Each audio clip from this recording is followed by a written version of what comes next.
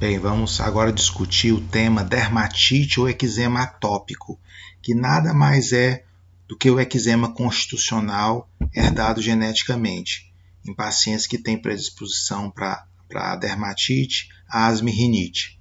Então, recebe vários nomes: eczema atópico, atopos, quer dizer, fora do lugar, neurodermite, eczema endógeno, prurigo diastésico, prurigo disseminado. São vários nomes que foram usados como sinônimo para dermatite atópica. Ela, na verdade, é a manifestação principal da atopia, e Coca, em 1925, disse que era uma tendência hereditária a desenvolver alergia a antígenos alimentares ou inalantes, manifestando por eczema, asma ou rinite. É uma doença genética, herança poligênica, com evidentes alterações imunológicas, fortemente influenciada por fatores ambientais e certamente emocionais. É uma doença comum, afeta até 30% das crianças e 1 a 3% dos adultos na Europa. No Brasil, a incidência variando de 10 a 15%.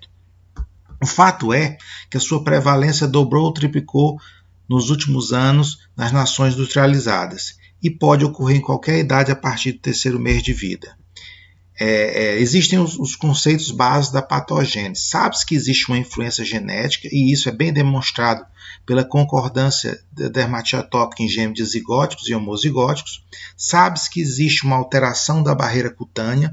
Os atópicos, em geral, têm xerose.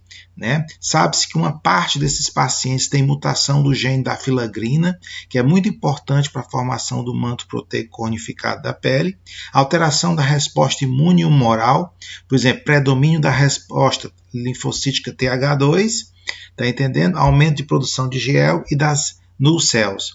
Sabe-se que a pele desses pacientes está colonizada pelo Staphylococcus aureus e Malassezia fulva, e que fatores psicomáticos tem um grande papel na etiopatogênese da doença, influenciando o sistema nervoso autônomo e mediando a produção de mediadores inflamatórios. E sabe-se que esses pacientes têm limiar reduzido para o prurido. A história familiar é observada em 70% dos casos. Observa-se também alterações do AMP cíclico, alterações do metabolismo do ácido araquidônico, alterações da resposta vascular e farmacológica e também alterações sudorais. Pode ocorrer em qualquer idade a partir dos 3 meses de vida, e sabe-se que sempre o prurido é muito intenso e presente, e que a morfologia e distribuição das lesões vai guardar uma relação com a faixa etária em que a condição está ocorrendo. Se divide didaticamente em formas infantil, pré-puberal e do adolescente a adulto. A dermatite atópica infantil é aquela que ocorre até os 2 anos de idade, onde o envolvimento facial é comum, poupando a região centrofacial, e onde também couro cabeludo, pescoço, membros e troncos podem estar afetados. À medida que a criança cresce, passa a se ter praticamente um envolvimento flexural, com lesões crônicas liquenificadas. E é uma doença que, mesmo sendo crônica, há uma tendência a sua frequência, a sua resolução ao longo dos anos, sendo rara após 30 anos de idade. Aqui vocês estão vendo 3 fotos de crianças lactentes com dermatite atópica. Observa-se um predomínio facial, com lesões eritêmato, pápulo, vésico-descamativas, mas com a curiosamente poupando a região centrofacial, como vocês podem ver aqui, poupando a região centrofacial. Aqui um maior detalhe, onde se observa essa placa eritêmato descamativa, mas mais uma vez poupando a região centrofacial. As lesões elementares observadas em geral é eritema, pápula, vesiculação, E lembrar que a dermatite atópica do lactente eventualmente pode evoluir para uma eritrodermia, quer dizer, eritema, descamação, difuso. À medida que a criança cresce, a dermatite atópica passa a ter um envolvimento flexural e caracterizado por lesões crônicas liquenificadas. Liquenificação é essa acentuação dos sulcos cutâneos que vocês podem ver aqui, que é caracterizada pelo ato repetido de coçar. Aqui, pacientes já adolescentes ou adultos que mostram placas extremamente eritêmato-liquenificadas. É bom lembrar que na criança em idade escolar, na adolescência e idade adulta, as lesões costumam ser secas e bastante liquenificadas. Aqui vocês observam um extenso acometimento da região da nuca posterior do tronco, com lesões eritêmato-pápulo liquenificadas. Né? E é bom saber que existem critérios maiores e menores. Os critérios maiores são aqueles mais importantes para o diagnóstico. Prurido, morfologia e distribuição típica relacionada com a faixa etária. História pessoal familiar de atopia. Evolução crônica, cronicamente recorrente. Liquenificação flexural em adultos. Envolvimento facial e extensor em lactentes e crianças. Os critérios menores são inúmeros: xerose, que é a pele seca, ceratocone, que é uma deformidade de córnea, catarata anterior subcapsular, ceratose pilar, que é a formação de rolha córnea no ósseo folicular, conjuntivite recorrente, dermatite de mão e de pé, dermatite dos mamilos, dermografismo branco por uma resposta vascular alterada, eczema com acentuação perifolicular, é bem típico do atópico, escurecimento da região periorbital, hiperlinearidade palmar, ictiose, que é a pele seca. A IgE elevada é observada em pelo menos 70% dos atópicos. Infecções cutâneas, intolerância à lã, intolerância alimentar é mais frequente no atópico. Palidez e eritema facial, por conta de uma resposta vascular alterada. Pitiríase alba, tá entendendo? Linhas de Danny Morgan, prurido quando transpira. Keilite e uma reatividade cutânea imediata. Né? Existem os estigmas atópicos, da qual, dentre eles, merece o destaque a 2, que é a dupla prega de Danny Morgan, a 3, melhor dizendo, dupla prega de Danny Morgan, sinal de Hertog e tuberco de Kaminski. Né? A dupla prega de Danny Morgan ela ocorre por conta da liquenificação periorbital, gerando o aparecimento de uma dupla prega.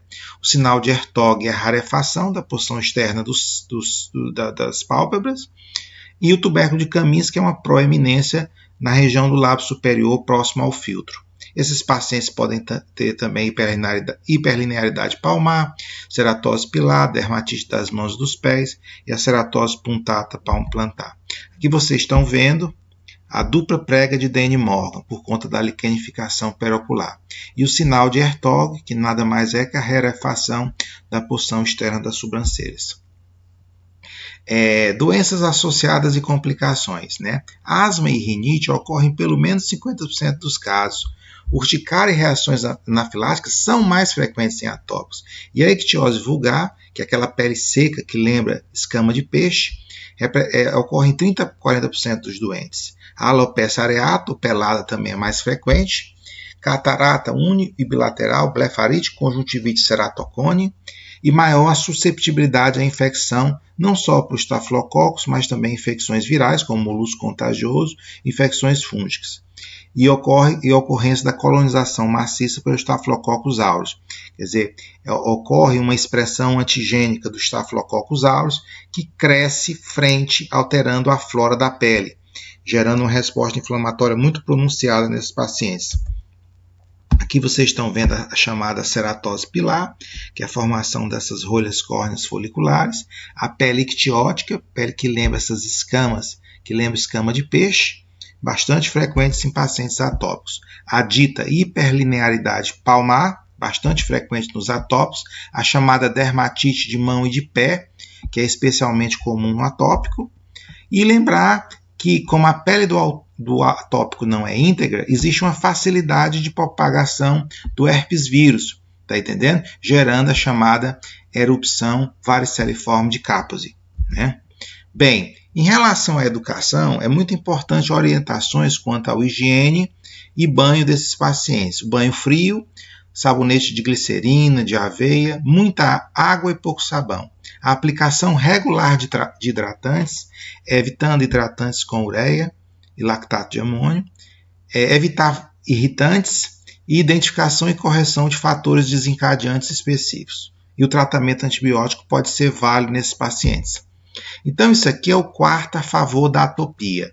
Tem mosquito, tem cortina, tem tapete, tem animal com pelo, tem cigarro, ursinho de pelúcia e assim por diante, sofá.